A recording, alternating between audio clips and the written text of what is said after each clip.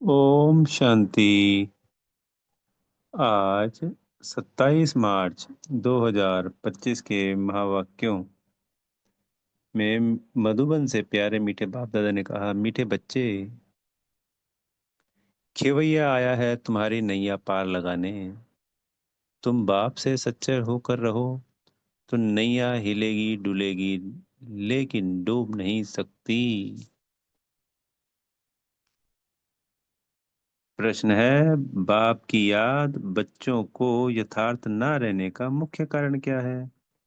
उत्तर है, सकार में आते आते भूल गए हैं कि हम आत्मा निराकार है और हमारा बाप भी निराकार है। साकार होने के कारण सकार की याद सहज आ जाती है। देही अभिमानी बन अपने को बिंदी समझ बाप को याद करना, इसी में ही है मेहनत। ओम शांति। शिव भगवानुवाच। इनका नाम तो शिव नहीं है ना, यानी ब्रह्मा बाबा का नाम। इनका नाम है ब्रह्मा और इन द्वारा बात करते हैं शिव भगवान वाच। यह तो बहुत बार समझाया है। कोई मनुष्य को या देवता को अथवा सूक्ष्मतनवासी ब्रह्मा विष्णु शंकर को भगवान नहीं कहा जाता। जिनका कोई आकार व साकार चित्र है उनको भगवान नहीं कह सकते। भगवान कहा ही जाता है बेहद के बाप को। भगवान कौन है यह कोई को भी पता नहीं। नेति नेति कहते हैं, अर्थात हम नहीं जानते। तुम्हारे में भी बहुत थोड़े हैं जो यथार्थ रीति जानते हैं।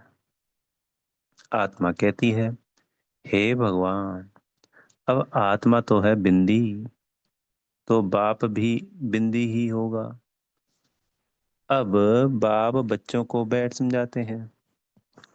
बाबा के पास कई ऐसे बच्चे हैं जो यह भी नहीं समझते कि हम आत्मा कैसे बिंदी हैं। कोई तो अच्छी रीति समझते हैं, तो जो यज्ञ में भी थे समर्पित बच्चे, वो भी यथार्थ रीति नहीं जानते।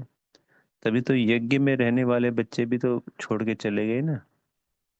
कोई सेंटर पे रहता है या कोई प्रवृत्ति मार्ग में रहते हुए छोड़ देता है तो अलग बात है, पर जो यज्ञ में रहे, जो 14 साल लगातार रहे बाप दादा के संग, वो भी छोड़ के चले गए। तो जिन्होंने ज्ञान को यथार्थ रीति नहीं समझा, याद नहीं किया कभी परमात्मा को, बिंदी समझ बिंदी को नहीं समझा, तो नेचुरल है फिर तो वो छोड़ेंगे ही छोड़ेंगे। जो पहली एबीसी है वही समझ में नहीं आई 15 साल में, 10 साल में। कोई तो अच्छी रीति समझते हैं, बाप को याद करते हैं। बेहद का बाप है सच्चा हीरा। हीरे को बहुत अच्छी डिब्बी में डाला जाता है। कोई के पास अच्छे हीरे होते हैं तो किसको दिखलाना हो तो सोने चांदी की डिब्बी में डालकर फिर दिखाते हैं। हीरे के जोहरी ही जाने और कोई जान ना सके। झूठा हीरा दिखाएं तो भी किसको पता ना पड़े। ऐसे बहुत ठग जाते हैं। तो अब सच्चा बाप आया है, परंतु झूठे भी ऐसे ऐसे हैं जो मनुष्य को कुछ भी पता नहीं पड़ता। गाया भी जाता है, सच की नाव हिले डुले पर डूबे नहीं। झूठ की नाव हिलती नहीं। इनको कितना हिलाने की करते हैं। जो यहाँ इस नाव में बैठे हुए हैं वह भी हिलाने की कोशिश करते हैं। ट्रैक्टर गाए जाते हैं ना, तो जो यज्ञ छोड़ के चले जाते हैं तो फिर बाहर जाके यज्ञ की बुराई करते हैं, बाबा की बुराई करते हैं और भी अनेकों बुराइयां करते हैं। तो वो ट्रैक्टर हो गए, उन्होंने कोशिश करी उस सत्य की नाव को हिलाने की। तो नाव सत्य की हिलती है पर कुछ बिगड़ता नहीं। फिर एक समय ऐसा आता है कि झूठ की नाव जो हिलना ही बंद हो जाती है, वो डूब जाती है। हिलती तो नहीं पर वो सीधा ही डूब जाती है और सत्य की नाव सदा सदा के लिए स्थिर हो जाती है।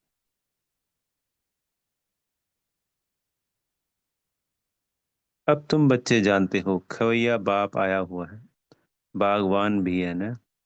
बाप ने समझाया है, यह है कांटों का जंगल, सभी पतित है न। कितना झूठ है, सच्चे बाप को बिरला कोई जानता है। यहाँ वाले भी कई पूरा नहीं जानते, पूरी पहचान नहीं, क्योंकि गुप्त है ना। भगवान को याद तो सब करते हैं, यह भी जानते हैं कि वह निराकार है, परम धाम में रहते हैं। हम भी निराकार आत्मा हैं, यह नहीं जानते। साकार में बैठे बैठे वह भूल गए हैं, साकार में रहते रहते साकार ही याद आ जाता है। तुम बच्चे अभी देही अभिमानी बनते हो। भगवान को कहा जाता है परमपिता परमात्मा, यह समझना तो बिल्कुल सहज है। परमपिता अर्थात परे ते परे रहने वाला परमात्मा। तुमको कहा जाता है आत्मा, तुमको परम नहीं कहेंगे। तुम तो पुनर्जन्म लेते हो ना, यह बातें कोई भी नहीं जानते। भगवान को भी सर्वव्यापी कह देते हैं। भक्त भगवान को ढूंढते हैं, पहाड़ों पर, तीर्थों पर, नदियों पर भी जाते हैं। समझते हैं नदी पतित पावनी है, उसमें स्नान कर हम पावन बन जाएंगे। भक्ति मार्ग में यह भी किसको पता नहीं पड़ता कि हमको चाहिए क्या। सिर्फ कह देते हैं मुक्ति चाहिए, मोक्ष चाहिए, क्योंकि यहाँ दुखी होने के कारण तंग है। सतयुग में कोई मोक्ष व मुक्ति थोड़ी मांगते हैं, तो सतयुग त्रेता में कोई भी मोक्ष या मुक्ति नहीं मांगते। वहां भगवान को कोई बुलाते नहीं, यहाँ दुखी होने के कारण बुलाते हैं। भक्ति से कोई का दुख हर नहीं सकते। भल कोई सारा दिन राम राम बैठ जपे तो भी दुख हर नहीं सकते। यह है ही रावण राज्य। दुख तो गले में जैसे बांधा हुआ है। गाते भी हैं दुख में सिमरन तब करे, सुख में करे ना कोई। इसका मतलब जरूर सुख था। तो ये जो कहावत है कि दुख में सिमरन तब करे, तो हमने क्या समझा कि जब कलयुग में भी होते हैं तो जो जिनके पास पैसा है, शरीर ठीक है, तो ये सब कुछ ओके है, तो वो लोग तो सिमरन नहीं करते, पर जो दुखी ज्यादा हैं तो वो करते हैं। पर ऐसा नहीं है। कलयुग में आप गौर करेंगे जिनके पास सब कुछ है, धन धान्य से भरपूर है, तब भी उनकी पूरी अपने हिसाब से जितनी, चाहे वो दुखी आत्मा उसकी भी श्रद्धा है, पर उस सुखी आत्मा की भी श्रद्धा होती है। अपनी तरफ से वो सब कुछ करने की कोशिश करता है। तो ये गायन सत्युग के लिए ही है, जहाँ पे सुख में भगवान को कोशिश ही नहीं की जाती ढूंढने की, याद करने की, कुछ भी नहीं किया जाता।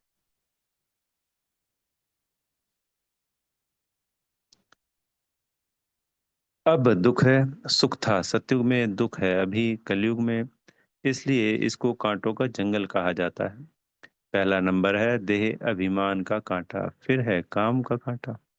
अभी बाप समझाते हैं तुम इन आंखों से जो कुछ देखते हो वह विनाश होने का है।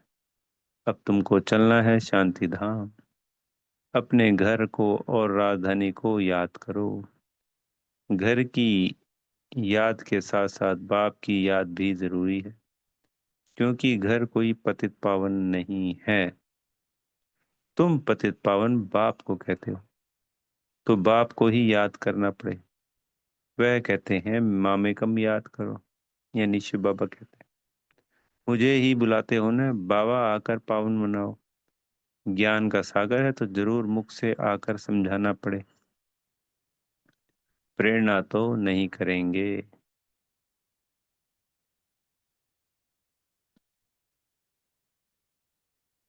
एक तरफ शिव जयंती भी मनाते हैं, दूसरी तरफ फिर कहते हैं नाम रूप से न्यारा है। नाम रूप से न्यारी चीज तो कोई होती नहीं।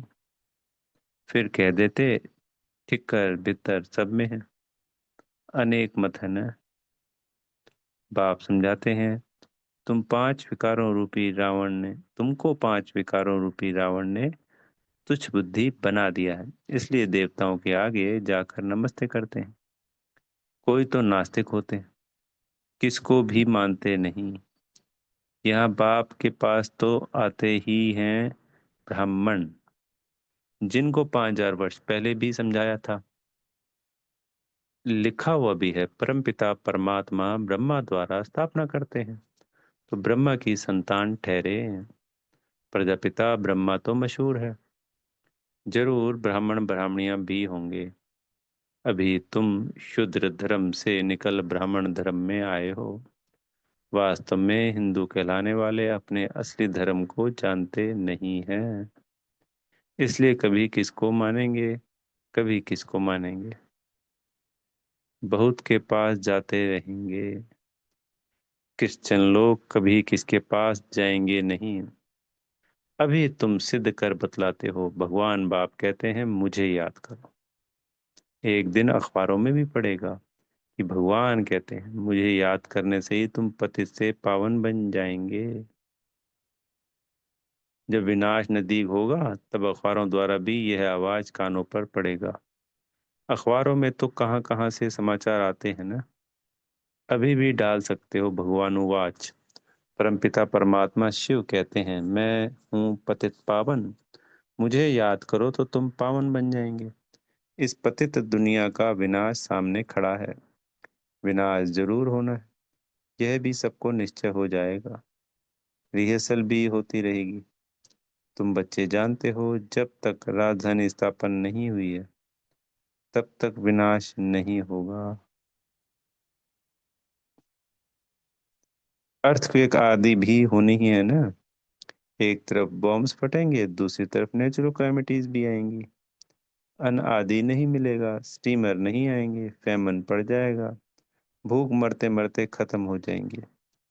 भूख हड़ताल जो करते हैं वह फिर कुछ ना कुछ जल व माखी आदि लेते रहते हैं। तो वो भूख हड़ताल करते हैं तो वो पानी लेते रहते हैं, और माखी है शहद, वजन में हल्के हो जाते हैं। यह तो बैठे बैठे अचानक अर्थक्वेक होगी, मर जाएंगे। विनाश तो जरूर होना है। साधु संत आदि ऐसे नहीं कहेंगे कि विनाश होना है, इसलिए राम राम कहो। मनुष्य तो भगवान को ही नहीं जानते हैं, तो वो तो देवी देवताओं को ही भगवान मान लिया ना, तो रॉन्ग था वो तो। भगवान तो खुद ही अपने को जाने और न जाने कोई, उनका टाइम है आने का, जो फिर इस बूढ़े तन में आकर सारे सृष्टि के आदि मध्य अंत का नॉलेज सुनाते हैं। तुम बच्चे जानते हो अभी वापस जाना है, इसमें तो खुश होना चाहिए। हम शांति धाम जाते हैं। मनुष्य शांति ही चाहते हैं, परंतु शांति कौन देवे। कहते हैं ना, शांति देवा। अब देवों का देव तो एक ही ऊंचते ऊंच बाप है। वह कहते हैं मैं तुम सबको पावन बना करके ले जाऊंगा, एक को भी नहीं छोड़ूंगा।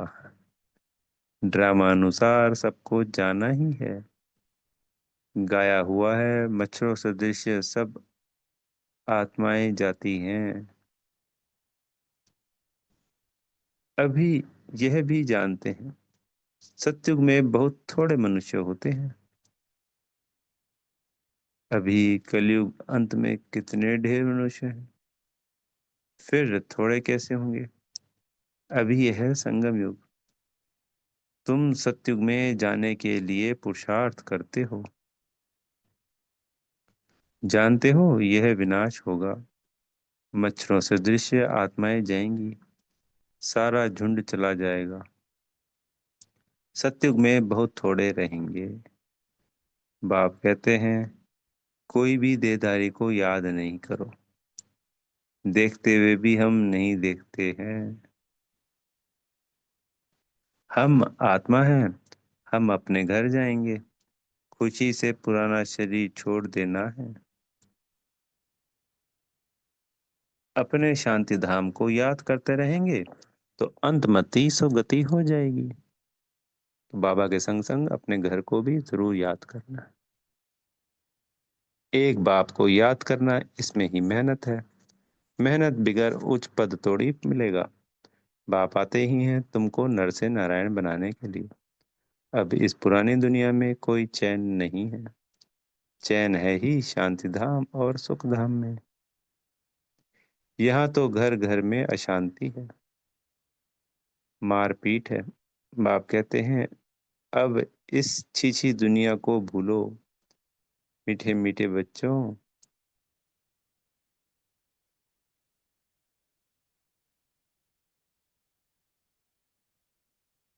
मीठे मीठे बच्चों, मैं तुम्हारे लिए स्वर्ग की स्थापना करने आया हूँ। कितनी सुंदर लाइन कही है ना बाबा ने। इस नरक में तुम पतित बन पड़े हो, अब स्वर्ग में चलना है। अब बाप को और स्वर्ग को याद करो। तो बाबा को भी याद करना ही है, अपने घर शांति धाम को, और स्वर्ग अपनी राजधानी को भी याद करना है। तो अंतमति सो गति हो जाएगी।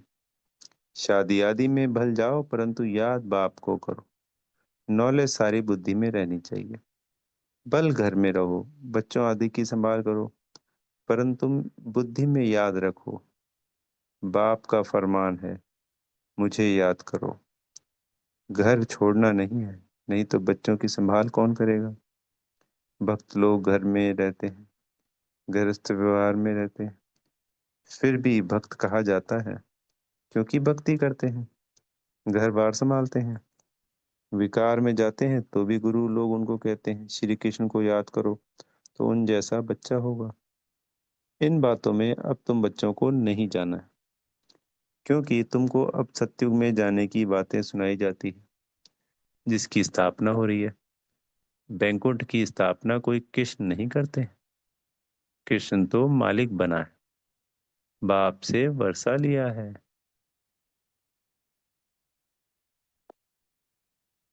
संगम के समय ही गीता का भगवान आते हैं। गीता सुनाई है बाप ने और बच्चों ने सुनी।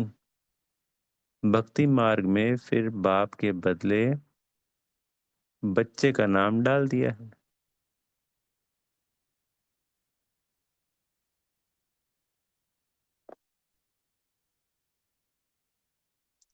बाप को भूल गए हैं तो गीता भी खंडन हो गई। वह खंडन की हुई गीता पढ़ने से क्या होगा, जो संसार वाली गीता है भक्ति की। बाप तो राजयोग सिखा कर गए, इनसे श्री कृष्ण सतयुग का मालिक बना। भक्ति मार्ग में सत्यनारायण की कथा सुनने से कोई स्वर्ग का मालिक बनेगा क्या, बाबा पूछ रहे हैं। ना कोई इस ख्यालात से सुनते हैं, उससे क्या फायदा, कुछ नहीं मिलता। ये जो सुनते हैं तो वो ये थोड़ी सोचते हैं कि हाँ स्वर्ग मिल जाएगा या फिर हम नारायण बन जाएंगे, नर से नारायण। साधु संत आदि अपने अपने मंत्र देते हैं, फोटो देते हैं। यहाँ वह कोई बात नहीं। दूसरे सत्संगों में जाएंगे तो कहेंगे फलाने स्वामी की कथा है। किसकी कथा, वेदांत की कथा, गीता की कथा, भागवत की कथा। अभी तुम बच्चे जानते हो हमको पढ़ाने वाला कोई देहधारी नहीं है, ना कोई शास्त्र आदि कुछ पढ़ा हुआ है। शिव बाबा कोई शास्त्र पढ़ा है क्या, पढ़ते हैं मनुष्य। शिव बाबा कहते हैं मैं गीता आदि कुछ भी पढ़ा हुआ नहीं हूँ। यह रथ जिसमें बैठा हूँ यह पढ़ा हुआ है, मैं नहीं पढ़ा हुआ हूँ। मेरे में तो सृष्टि के आदि मध्य अंत का ज्ञान है। यह रोज गीता पढ़ता था, तोते मौफिक कंठ कर लेते थे। जब बाप ने प्रवेश किया तो झट गीता छोड़ दी, क्योंकि बुद्धि में आ गया यह तो शिव बाबा सुनाते हैं। बाप कहते हैं मैं तुमको स्वर्ग की बादशाही देता हूँ, तो अब पुरानी दुनिया से ममत्व मिटा दो। सिर्फ माँ में कम याद करो, नहीं एक सिर्फ बाबा को याद करना है। यह मेहनत करनी है। सच्चे आशिक को घड़ी घड़ी माशूक की याद ही आती रहती है। तो अब बाप की याद भी ऐसी पक्की रहनी चाहिए। पारलौकिक बाप कहते हैं बच्चे मुझे याद करो, और स्वर्ग के वर्षे को याद करो। इसमें और कुछ भी आवाज करने, झांझ आदि बचाने की कोई दरकार नहीं।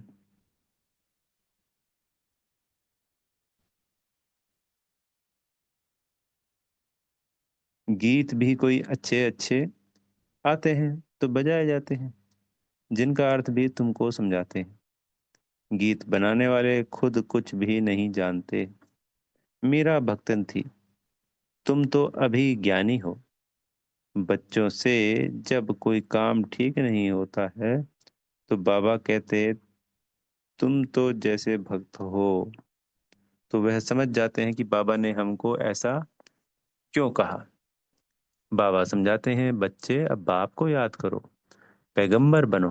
यानी बाबा को याद करके मैसेज देना है दूसरों को, पैगंबर बनो, मैसेज बनो। सबको यही पैगाम दो कि बाप और वर्षे को याद करो, तो जो जन्म जन्मांतर के पाप भस्म हो जाएंगे। अब वापस घर जाने का समय है।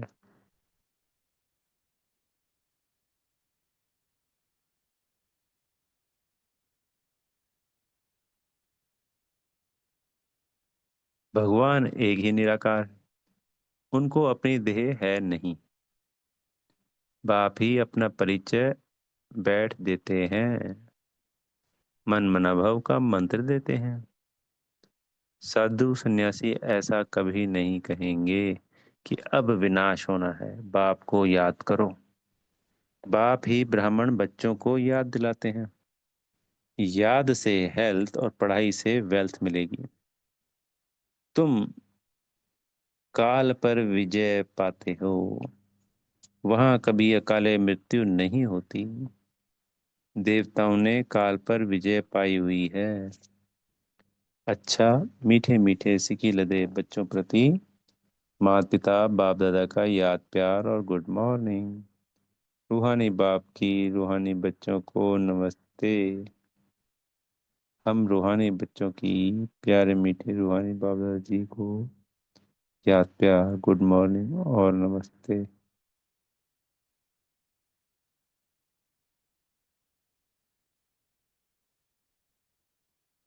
धारणा के लिए मुख्य सार में पहला पॉइंट, ऐसा कोई कर्म नहीं करना है जो बाप द्वारा भक्त का टाइटल मिले। पैगंबर बन सबको बाप और वर्षे को याद करने का पैगाम देना है। दूसरा है, इस पुरानी दुनिया में कोई चैन नहीं, ये अच्छी अच्छी दुनिया है, इसे भूलते जाना है। घर की याद के साथ साथ पावन बनने के लिए बाप को भी जरूर याद करना है। सदगुरु जी से वरदान मिल रहा है, स्वयं में समाएंगे, प्रवृत्ति में रहते, परवृत्ति में रहने वाले निरंतर योगी भव। निरंतर योगी बनने का सहज साधन है प्रवृत्ति में रहते, पर वृत्ति में रहना। परवर्ती अर्थात आत्मिक रूप, यानी प्रवृत्ति हो गया, एक प्रवृत्ति हो गया परिवार में रहते हुए, और ये दूसरा है परवृत्ति, जिसका अर्थ बताया बाबा ने आत्मिक रूप। जो आत्मिक रूप में स्थित रहता है वह सदा न्यारा और बाप का प्यारा बन जाता है। कुछ भी करेगा लेकिन यह महसूस होगा जैसे काम नहीं किया है, लेकिन खेल किया है। तो प्रवृत्ति में रहते आत्मिक रूप में रहने से सब खेल की तरह सहज अनुभव होगा, बंधन नहीं लगेगा। सिर्फ स्नेह और सहयोग के साथ शक्ति की एडिशन करो तो हाई जंप लगा लेंगे। स्लोगन है, बुद्धि की महीनता अर्थात आत्मा का हल्कापन ही ब्राह्मण जीवन की पर्सनैलिटी है। बुद्धि की महीनता और ब्राह्मण जीवन।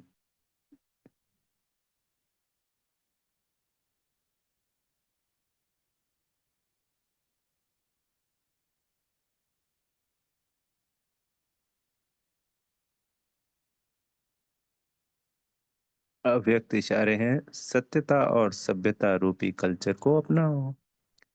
हिम्मत शक्तियां, मददे सर्वशक्तिमान।